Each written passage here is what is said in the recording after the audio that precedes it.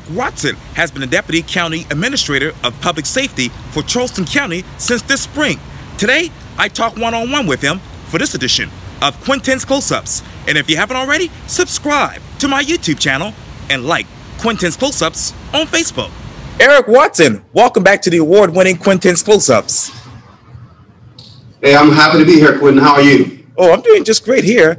I know, obviously, you are the Deputy County Administrator of Public Safety for Charleston County. And I want to go back to our interview that I did with you in person on May 14th, 2020. And in that particular interview, we talked about a lot of things, including your new job. And at the top, you basically talked about this county's partnership with FEDER as far as an aggressive campaign for COVID testing.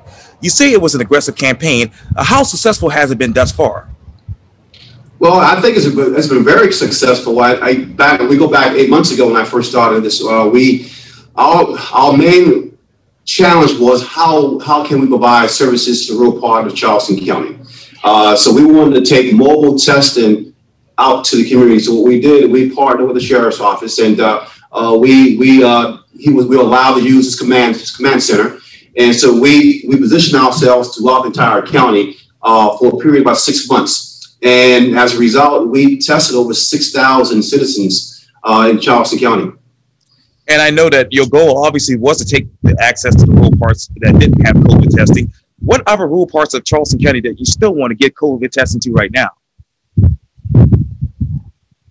Well, our main focus is still the rural parts. You're talking Allendale area, McCullenville, Edison, right. Allen, Johns Island, Hollywood, Parkers Ferry, Adams Run. Those are the isolated areas that's usually overlooked doing these kind of initiatives.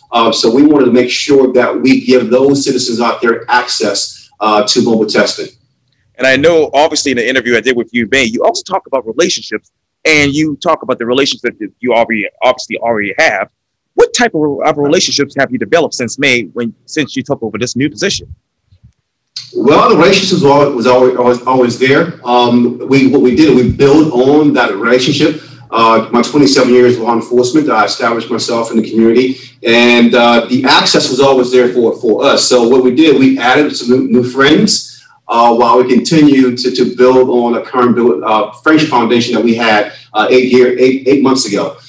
So the faith-based community pretty much helped us a lot doing this initiative, and we had a few council members also that lend a hand for us. So that helped us to migrate deeper into the rural parts of the county. And as a result, I think this initiative was very, very positive, and it rendered great results.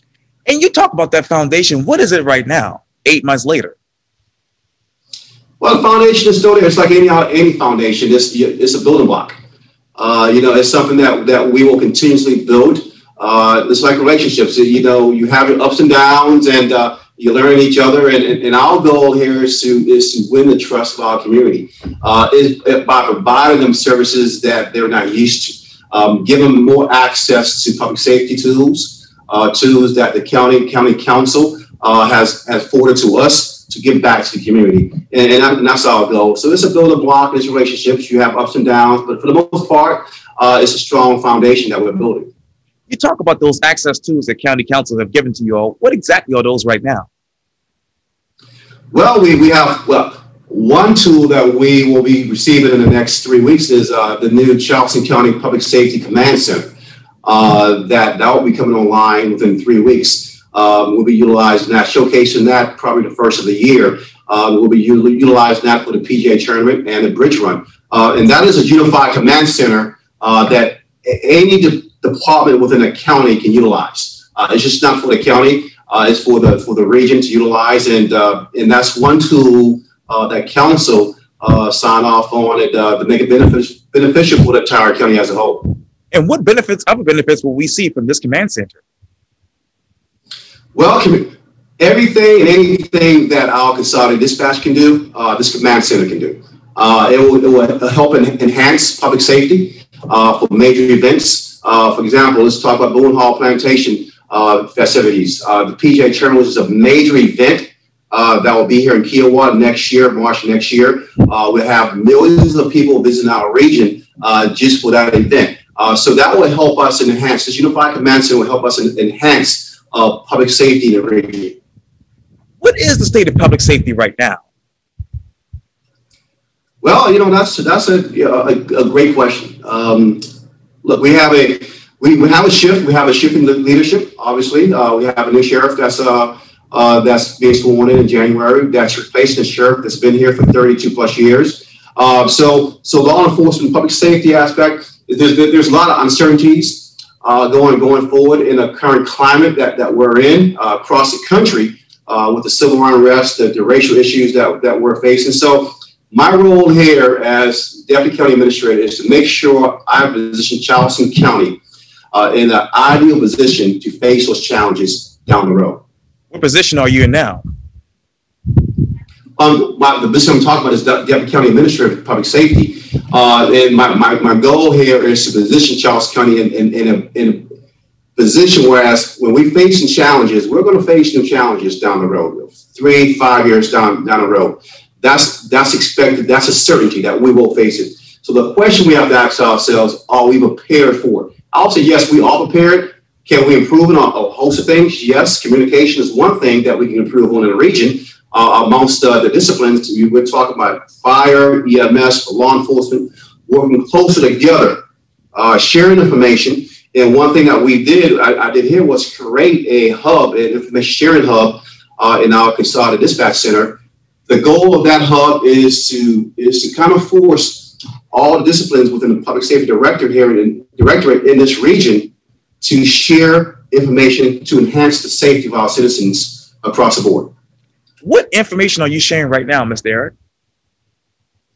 Well, information, crime prevention tools, things that what we're doing, we're studying trends that that's on a national news level, local news level, crime trends, civil unrest, the potential of threats to our region, those kind of things, things that's open to the public, that's out there, but no one is grabbing the information that's out there in the public domain and analyzing. So that's what the hub is there for, is to help us analyze it, and then share the information to the police chiefs, the sheriffs, the fire chiefs, EMS directors, and put those products in their hands to better guide their organization going forward. What information are you actually analyzing? Well, anything that's open to the public, social media, national trends as far as crime.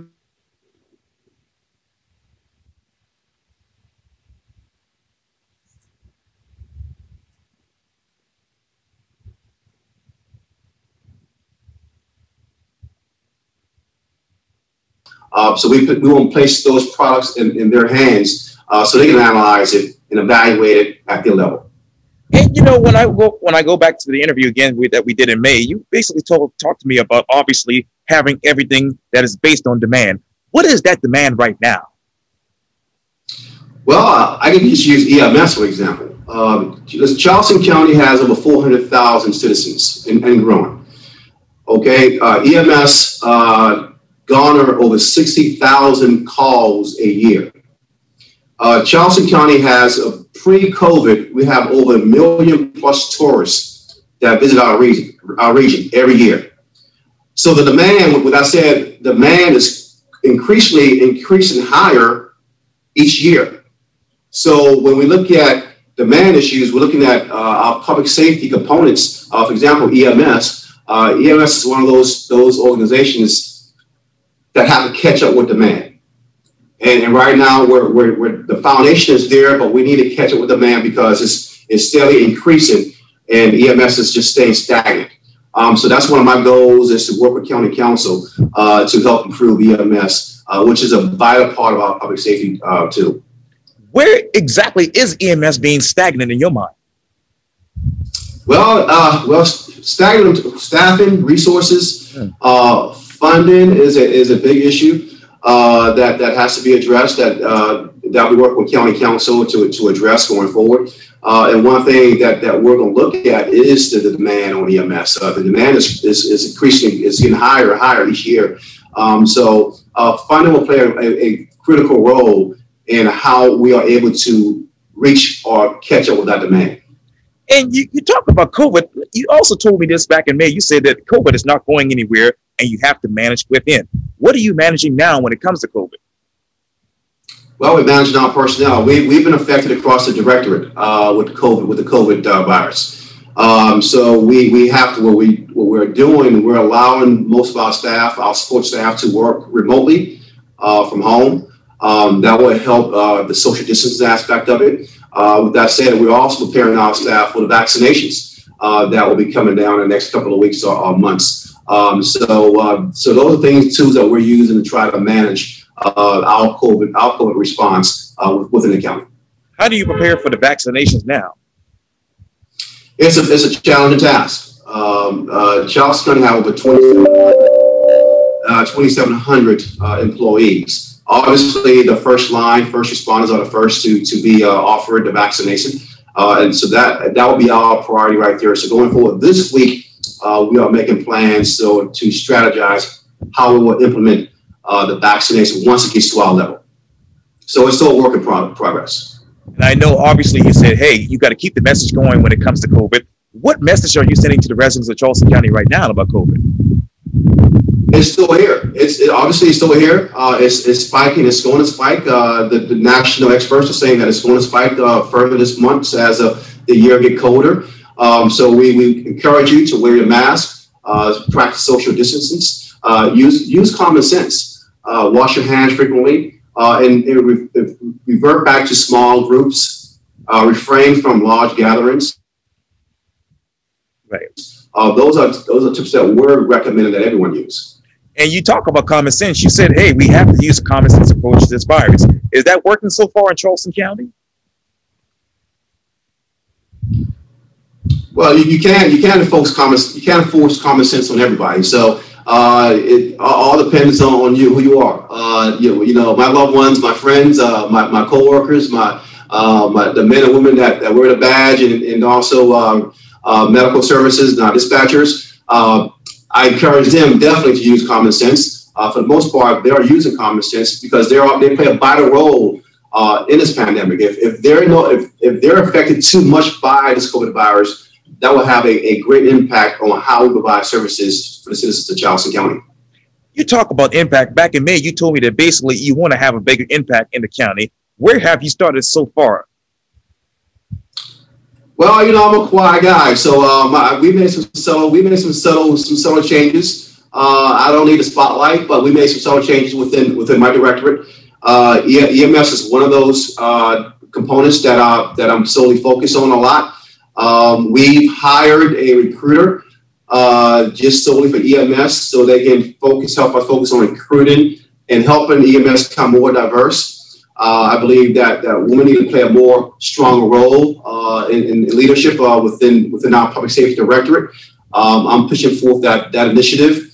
I'm encouraging EMS to develop a peer support group within an organization to help each other deal with trauma, deal with this pandemic. And so this dispatch center, we created a hub, the Hub Information Sharing System. And that's designed to kind of help assist your police chiefs, your sheriffs, and your executives to make responsible decisions for our sharing information. So we have a host of things that we're going down, that we're working down, that I'm prioritizing going forward. And the goal here is to leave this organization better than where I met it. Why isn't EMS diverse? Well, EMS is no different than any other public safety department. Law enforcement, fire have always struggled to hire minorities. And so we have to be more creative, more innovative, be more aggressive in terms of seeking out those applicants that look upon public safety as not a great career field. We have to make it make this career field more welcoming. That means just going out to your community colleges, going out to your historical Black colleges, developing partnerships with your non-traditional partners, like your civil rights groups, like NAACP, like NAN, connecting with your community activists, and encourage them to help us recruit more minorities, getting back into the school systems, high schools, making public service a welcoming and a rewarding career field that our kids, our youth, our adults, our minority groups will feel more than welcoming as far as this is an awesome job. I would love to try it. How do you encourage Dot Scott, Kevin Hollenshed, Teddy Pride, people like that to encourage people to come and work for the EMS? Yeah, I know them all. I know them all very well, and I'm quite sure if I call them and say, hey, I need some help, which I will more likely do, I need some help recruiting more minorities, can you help me out? And I'm quite sure each one of them was telling me, yes, we will help you out. What you need. Yes, indeed. And you obviously talked to me about the citizens that obviously must have confidence in the public safety personnel. Where's your confidence in personnel right now? My confidence is high. I have complete confidence in folks that work for me, that was currently in public safety department. I spent 27 years in law enforcement. And I believe that credibility, integrity, and commitment and dedication stands for something, should speak for something. So one way that we're trying to improve trust between this career field and citizens is by developing, what we're going to develop is a public safety citizens academy. It's for youth and adults, and it's more of an educational base tool that we're going to use, one, to recruit, as well as to educate the community on the different services that public safety as a whole, which will include law enforcement, EMS, fire, coroner's office. Right.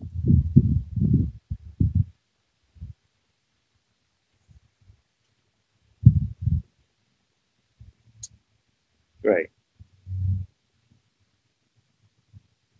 And we will use that as a recruitment tool as well. And, you know, earlier in the interview that I did with you back in May, you said that some people in Charleston don't have access to the internet and reliable transportation. What common sense approach do you have to fix that within your department? Well, we talk about broadband. We talk about internet services that folks in the rural parts of the county. And I can tell you that county council is aware of those challenges, and they are addressing them. But Councilwoman Johnson, she's a staunch supporter of broadband in the rural parts of the county. So is Councilman Jenny Honeycutt. And their goal is to go out there as well as to try to improve that internet connection to the rural parts of the county. So I can tell you that's at the forefront of council's agenda, and hopefully they get it done. Now, what part of rural parts of Charleston County that is that you're seeing these issues personally? Well, Edisto Island is one. McCullough is another one. Arndar. Right. Those are the areas that I patrolled, many years ago. And the internet back then was an issue, and it still is now. So it's always been a challenge, but I can tell you that they are working towards improving communication in those areas. And I know, obviously, you preach a lot about having quality of service throughout Charleston County. What is the quality of life in Charleston County right now? I love it. I love it. It's quality of life here in Charleston is great. This is my home. This is my home. This is a place where folks wake up in the morning and say good morning, to each other. Open the door for each other when we enter in the same location. Right. This is a place that we love shrimp and grits. So this is a place where millions of people still will come to visit Charleston area. Why? Because our heritage, our culture, and just an environment that we've harnessed over the decades of living here. And shout out to Chef Carlos Brown as well. He has for his shrimp cafe in Citadel Mall. Yep. I also talked to you about the 5-point plan, obviously in May, and you said, hey, you want to establish a standard, be innovative, recognize technology, and have community buy-ins. What are those community buy-ins right now, Eric? Well, community buy-ins, as you can see on social media, that we are being more actively involved in community events. We have one plan, this one with my good friend, Sharika Myers. They plan on giving away 400 plus coats. So that's one of my roles here is to get our components here, our public safety components here, more involved in community events, those kind of events that matters to the people out there in our community, folks that we serve. So we need to get me more involved in those kind of events. So that's one of my main priorities, and that's what we're doing. And what else does the community matter? Well, what more matters to the community these days in your mind? Trust. The community want to be able to, they want to be able to know that they have a system in place that they can trust. Regardless of being law enforcement, fire, EMS, dispatch, it's a public safety tool. And citizens rely on us heavily for survival and protection. So it's our responsibility to make sure that we do everything within our power to make sure that trust is not broken across the board. If it's broken, we need to have processes in place to make sure we can repair it quickly as possible. But our goal is to not break the public trust. And what exactly is that process? Well, going communication, being more transparent, holding your personnel accountable for their actions. When mistakes are made, man up to it and admit that we made mistakes. At the same time, too, when we go out there and do some great things, those things ought to be recognized and acknowledged by the community. This is a challenging task. It's a challenging job, being in public service, particularly with EMS, law enforcement, fire, dispatch. The pay is not all that great, but the men and women go out there every day, face difficult challenges. The same challenges that you have at home, they have at home. They have situations that they got to deal with as well, but they still come to work, don their uniform and badge, and provide a service because they're committed and they're dedicated to providing service to Charleston County. Obviously, you just talked about coming into this job with a lot of challenges. Any mistakes on your part thus far? We all make mistakes. No one is perfect. I think if a leader stand before you and say they're perfect, you better have a double check with them. So I'm not going to say I made mistakes. I would say that I look at these challenges as opportunities. Okay, opportunities to learn from folks who work for me. At the same time, to allow them to grow and to make mistakes. They're going to make mistakes along the way. My goal is to help guide them and understand the mistakes that they make and to hold them accountable. And that's how I approach my life. I'm not perfect. This organization ain't perfect. No one's perfect, but our goal is to make sure we put steps and processes in place to sustain and build upon our foundation, and that is building trust between us and the community. And I know you're a 27-year law enforcement veteran, and you're still involved with law enforcement in some people's mind. But how should we hold you accountable? Hold me accountable by my actions. By my actions, my performance, and you gauge me based on my director's performance. My goal is to, if they're failing, I mean I fail. And I've told them countless times, I'm not here to watch them fail. If they fail, that means I failed them. So my goal is to help guide them along the way of going forward, moving forward, being more innovative. With that said, I'm not one of those guys sit back here and just watch. We need to see results, positive results, good results, not bad results. How can it benefit the community as a whole? Not one department, not one person, but as a whole. And that's my approach going forward with my department. What results have you seen so far, Eric? Well, I can tell you, morale has improved slightly across my directorate. With that said, we still have improvement in morale, and that comes with allowing your people, allowing your subordinates, allowing your employees to be a part of a process, that decision-making process. Give them a seat at the table. Allow them to voice their opinion without being exonerated, without being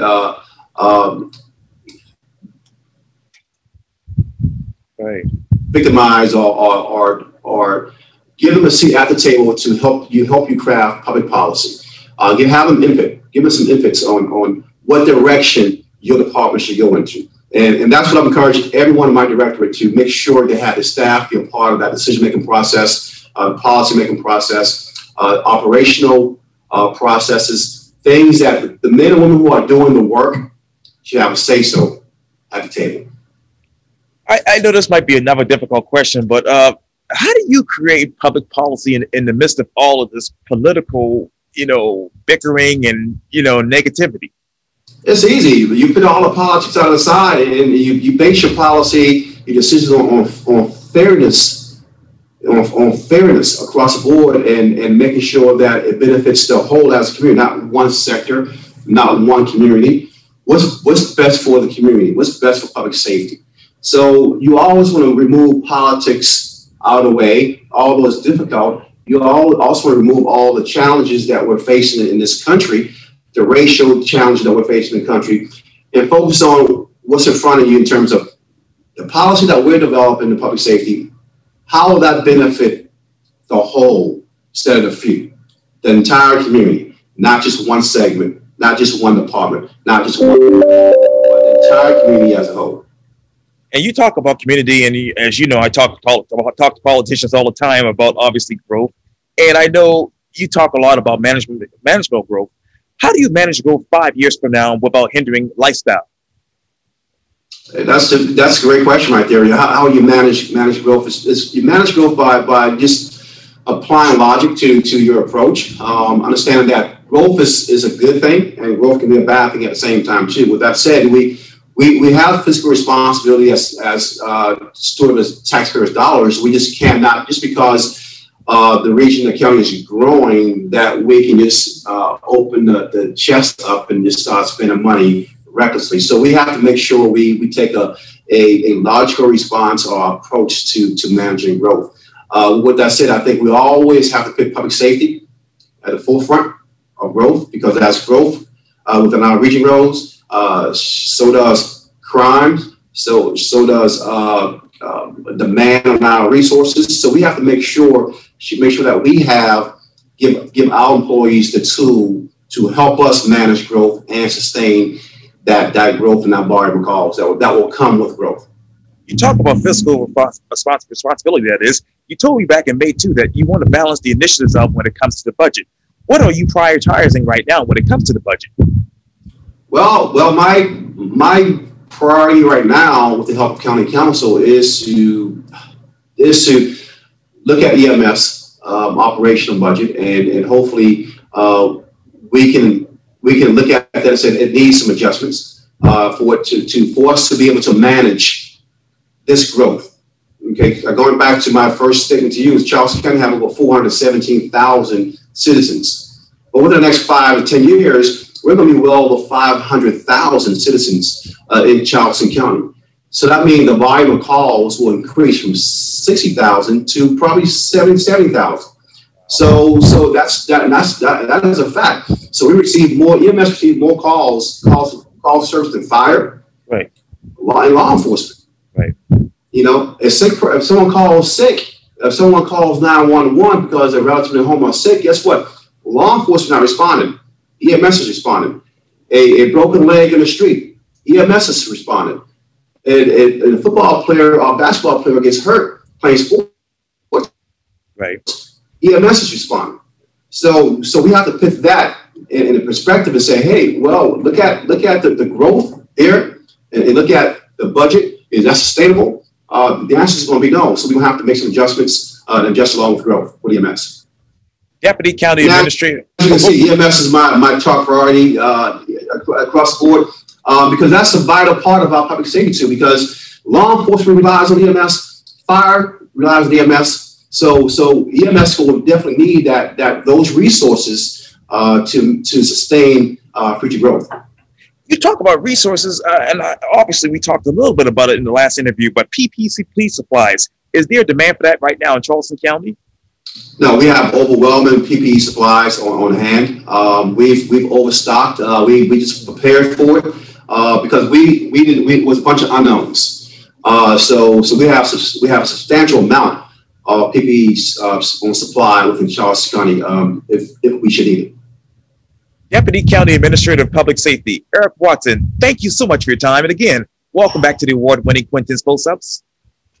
Thanks, Quintin. Nice to see you again. Likewise.